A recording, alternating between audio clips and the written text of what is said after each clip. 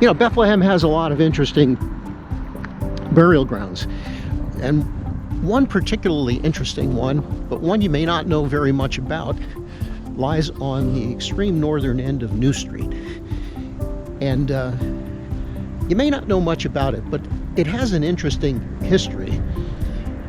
So let's go check out the Fairview Cemetery on this edition of Exploring Bethlehem.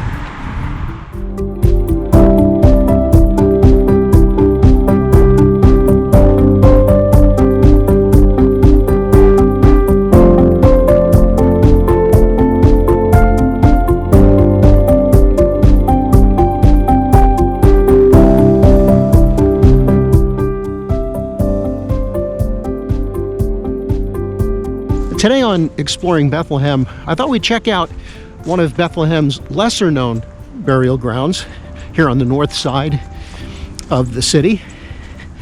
Let's check out Fairview Cemetery. It might be a lesser-known cemetery, but it's got an interesting history.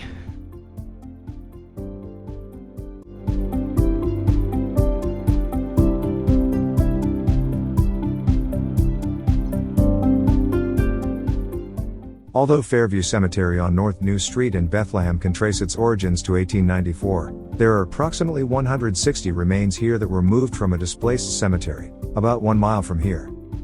This happened around 1908. The displaced cemetery was alternately called the Evangelical Cemetery, the Methodist Cemetery, and even as the Gep Street Cemetery.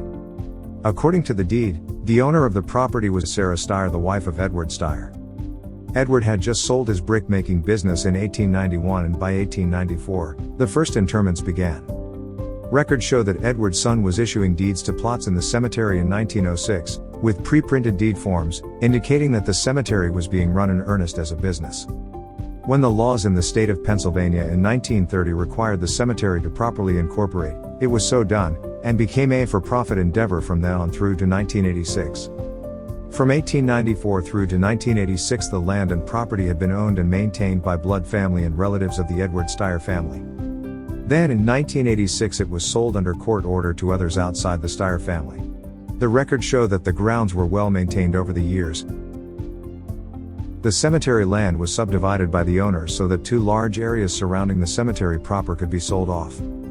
The first parcel was sold to the nearby St. Stephen's Church in 1963, and the second parcel was sold off to a condominium association about 1980. Both exist there today.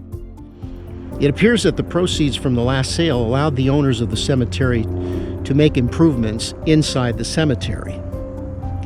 That lasted till about 1986, but then for about a 10-year period, the property was run as a tax-exempt property by new owners.